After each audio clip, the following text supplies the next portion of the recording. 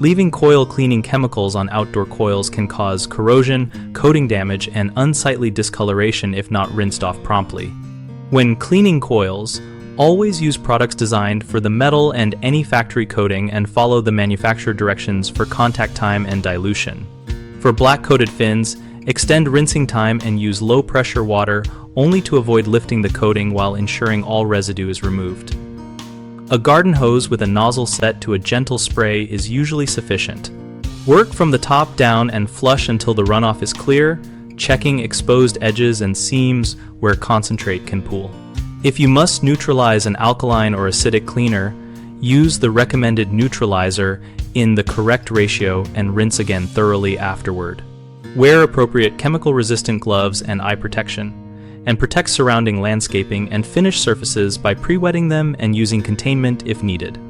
After rinsing, inspect the coil visually and with a soft brush to dislodge any remaining particles and allow the coil to dry fully before restoring power or covering the unit. The most common mistake is leaving concentrated cleaner on coated fins, which leads to coating softening and color fading.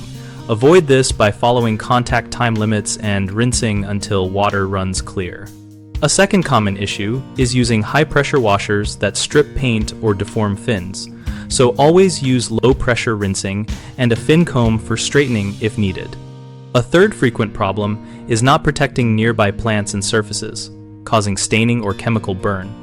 Mitigate this by pre-wetting landscaping, using temporary barriers, and collecting runoff for proper disposal when required.